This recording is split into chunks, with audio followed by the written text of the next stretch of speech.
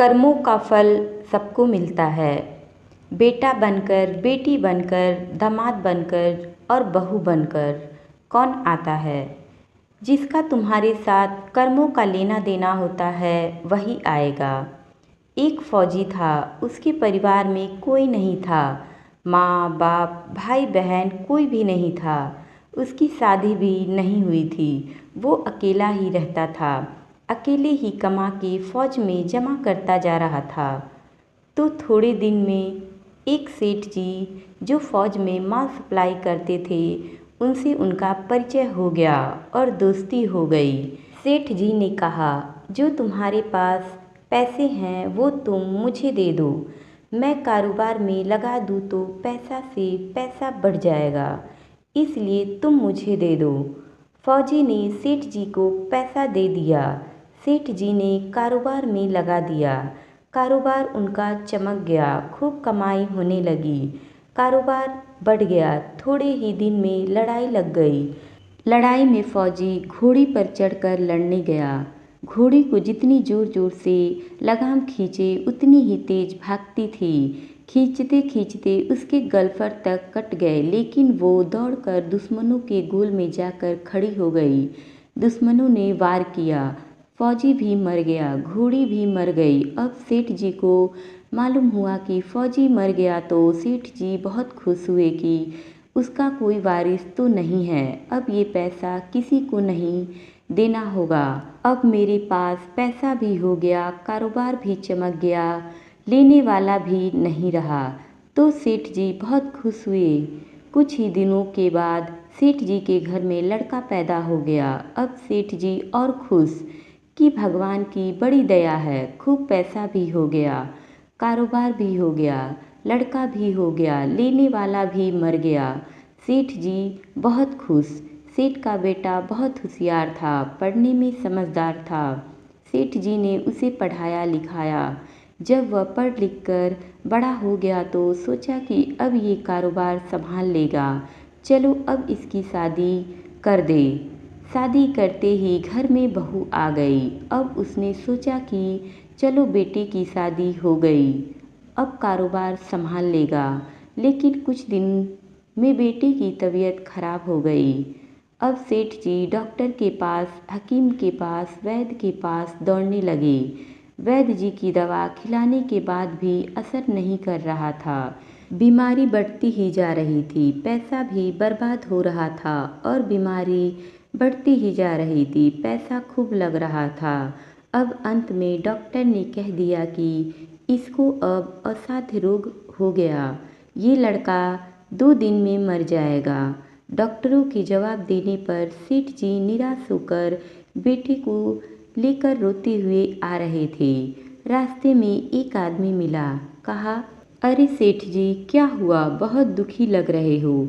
सेठ जी ने कहा, ये लड़का बड़ा हुआ, हमने सोचा बुढ़ापे में मदद करेगा, अब ये बीमार हो गया। शादी होते ही हमने इसके लिए खूब पैसा लगा दिया, जिसने जितना मांगा उतना दिया, लेकिन आज डॉक्टरों ने जवाब दे दिया अब ये नहीं बचेगा, असाध्य रोग हो गया है, अब ले जाओ घर, 2 दिन में मर जाएगा।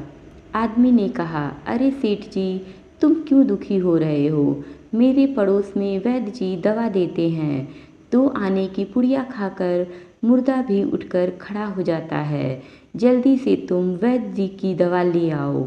सेठ जी दौड़कर वैद्य के पास गए, 2 आने की पुड़िया ले आए और बेटे को खिला दिया।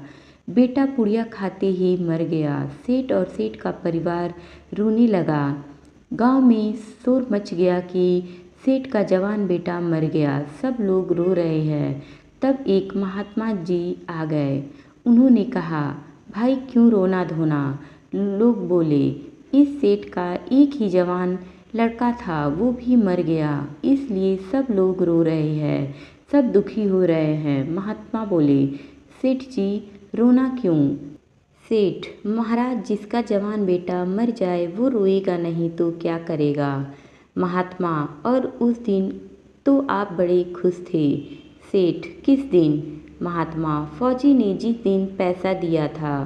सेठ, हाँ, कारोबार के लिए पैसा मिला था तो खुश तो था महात्मा, और उस दिन तो आपकी खुशी का ठिकाना ही नहीं था। सेठ, किस दिन? महात्मा, अरे जिस दिन फौजी मर गया, सोचा कि अब तो पैसा भी नहीं देना पड़ेगा, माल बहुत हो गया, कारोबार खूब चमक गया, अब देना भी नहीं पड़ेगा। बहुत खुश थे। सेठ, हाँ महाराज, खुश तो था महात्मा, और उस दिन तो आपकी खुशी का ठिकाना ही नहीं था, पता नहीं कितनी मिठाइयाँ बट गई। सेठ, किस दिन? महात्मा, अरे जिस दिन लड़का पैदा हुआ था। सेठ, महाराज लड़का पैदा होता है तो सब खुश होते हैं, मैं भी हो गया तो क्या हुआ? महात्मा, उस दिन तो खुशी से आपके पैर जमीन पर नहीं पड़ते थे। सेठ, किस दिन? महात्मा, अरे जिस दिन बेटे की शादी करने जा रहे थे। सेठ, महाराज बेटे की शादी में तो हर आदमी खुश होता है, तो मैं भी खुश हो गया। महात्मा, तो जब इतनी बार खुश हो गए तो जरा सी बात के लिए रो क्यों रहे हो? सेठ, महाराज ये जरा सी बात है, जवान बेटा मर गया, ये जरा सी बात है महात्मा। अरे सेठ जी, वही फौजी पैसा लेने के लिए बेटा बनकर आ गया, पढ़ने में, लिखने में, खाने में, पहनने में और शौक में, श्रृंगार में जितना लगाना था लगाया, शादी ब्याह में सब लगाया और ब्याज दर लगाकर डॉक्टरों को दिलवा दिया। अब जब 2 आने पैसे बच गए वो भी वैद्य जी को दिलवा दिए और पुड़िया खाकर चल दिया। अब कर्मों का लेन देन पूरा हुआ। सेठ जी ने कहा, हमारे साथ तो कर्मों का लेन देन था, चलो हमारे साथ तो जो हुआ सो हुआ, लेकिन वो जवान बहुरानी घर में रो रही है, जवानी में उसको धोखा देकर विधवा बनाकर चला गया, उसका क्या जुर्म था कि उसके साथ ऐसा गुनाह किया? महात्मा बोली, यह वही घोड़ी है जिसने जवानी में उसको धोखा दिया, इसने भी जवानी में उसको धोखा दे दिया। दोस्तों, कहानी अच्छी लगी तो लाइक करें, शेयर करें, कमेंट करें और चैनल को सब्सक्राइब करें। Thank you.